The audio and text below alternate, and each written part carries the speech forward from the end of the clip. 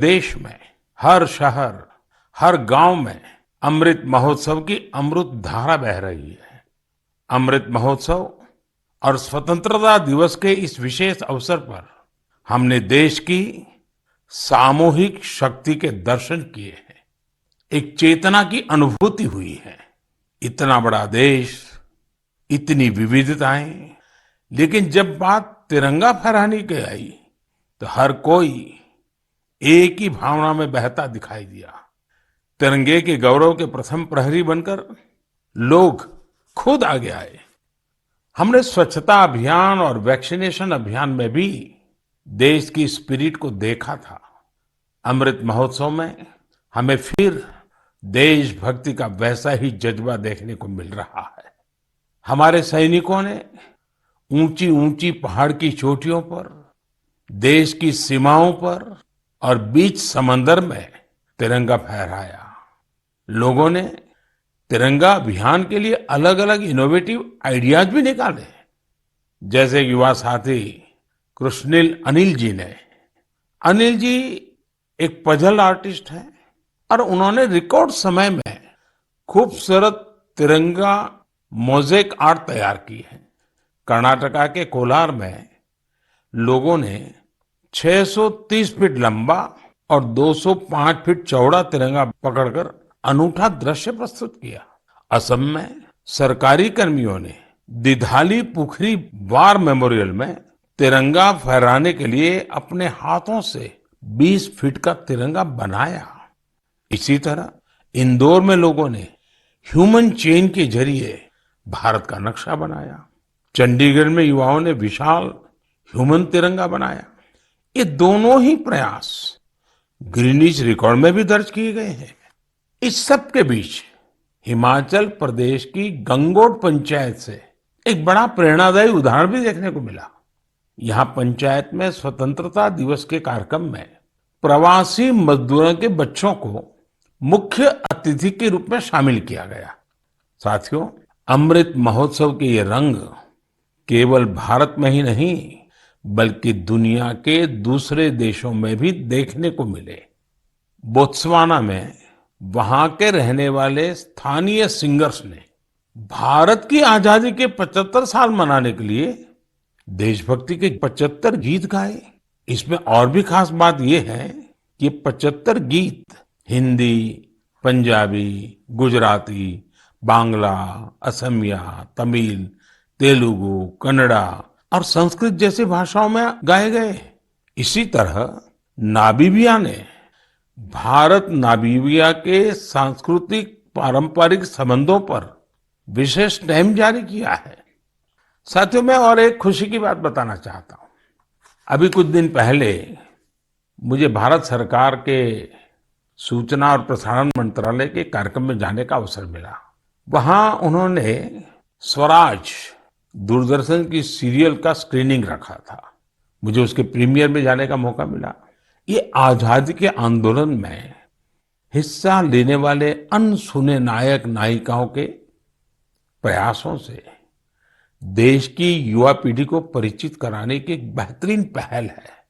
दूरदर्शन पर हर रविवार रात 9 बजे इसका प्रसारण होता है और मुझे बताया गया कि 75 सप्ताह तक चलने वाला है। मेरा आग्रह है कि आप समय निकालकर इसे खुद भी देखें और अपने घर के बच्चों को भी जरूर दिखाएं।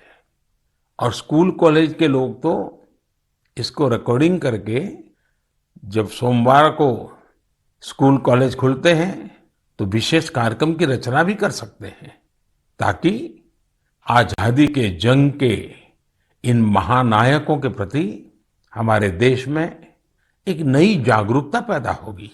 आजादी का अमृत महोत्सव अगले साल यानी अगस्त 2023 तक चलेगा। देश के लिए, स्वतंत्रता सेनानियों के लिए जो लेखन, आयोजन आदि हम कर रहे थे, हमें उन्हें और आगे बढ़ाना है। मेरे प्यारे देशवासियों, हमारे पूर्वजों का ज्ञान, हमारे पूर्वजों की दीर्घ दृष्टि और हमारे पूर्वजों का एकात्म चिंतन आज भी कितना महत्वपूर्ण है। जब उसकी गहराई में जाते हैं तो हम आश्चर्य से भर जाते हैं। हजारों साल पुराना हमारा ऋग्वेद, ऋग्वेद में कहा गया है, ओमान मापो मानुषी अमृतम धात तोकाय तनयाय संयो हो यूयम हिष्ठा भीषजो मातृ तमा विश्वस्य स्थातु जगतो जनित्री ही। अर्थात हे जल, आप मानवता के परम मित्र हैं, आप जीवनदायिनी हैं, आपसे ही अन्न उत्पन्न होता है और आपसे ही हमारी संतानों का हित होता है। आप हमें सुरक्षा प्रदान करने वाले हैं और सभी बुराइयों से दूर रखते हैं। आप सबसे उत्तम औषधि हैं और आप ही इस ब्रह्मांड के पालनहार हैं। सोचिए, हमारी संस्कृति में हजारों वर्ष पहले जल और जल संरक्षण का महत्व समझाया गया है। जब ये ज्ञान हम आज के संदर्भ में देखते हैं तो रोमांचित हो उठते हैं, लेकिन जब इसी ज्ञान को देश अपने सामर्थ्य के रूप में स्वीकारता है तो उनकी ताकत अनेक गुना बढ़ जाती है। आपको याद होगा, मन की बात में ही 4 महीने पहले मैंने अमृत सरोवर की बात की थी। उसके बाद अलग अलग जिलों में स्थानीय प्रशासन जुटा, स्वयंसेवी संस्थाएं जुटी और स्थानीय लोग जुटे। देखते ही देखते अमृत सरोवर का निर्माण एक जन आंदोलन बन गया है। जब देश के लिए कुछ करने की भावना हो, अपने कर्तव्यों का एहसास हो, आने वाली पीढ़ियों की चिंता हो, तो सामर्थ्य भी जुड़ता है और संकल्प नेक बन जाता है। मुझे तेलंगाना के वारंगल के एक शानदार प्रयास की जानकारी मिली है।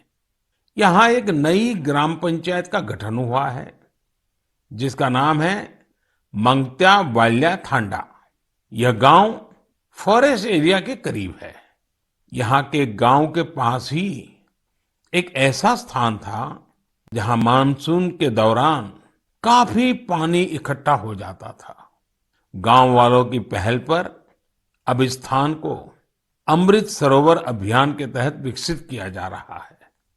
इस बार मानसून के दौरान हुई बारिश में ये सरोवर पानी से लबालब भर गया है।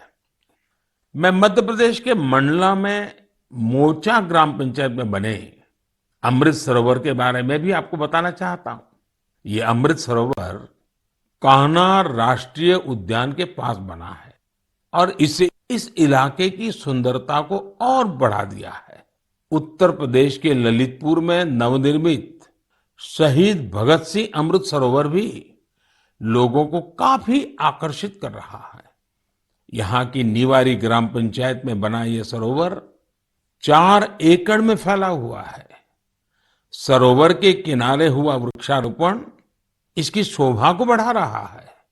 सरोवर के पास लगे 35 फीट ऊंचे तिरंगे को देखने के लिए भी दूर दूर से लोग आ रहे हैं। अमृत सरोवर का यह अभियान कर्नाटका में भी जोरों पर चल रहा है। यहाँ के बागलकोट जिले के बिलकेरूर गांव में लोगों ने बहुत सुंदर अमृत सरोवर बनाया है। दरअसल इस क्षेत्र में पहाड़ से निकले पानी की वजह से लोगों को बहुत मुश्किल होती थी। किसानों और उनकी फसलों को भी नुकसान पहुंचता था। अमृत सरोवर बनाने के लिए गांव के लोग सारा पानी चैनलाइज करके एक तरफ ले आए। इससे इलाके में बाढ़ की समस्या भी दूर हो गई। अमृत सरोवर अभियान हमारी आज की अनेक समस्याओं का समाधान तो करता ही है, हमारी आने वाली पीढ़ियों के लिए भी उतना ही आवश्यक है। इस अभियान के तहत कई जगहों पर पुराने जलाशयों का भी कायाकल्प किया जा रहा है।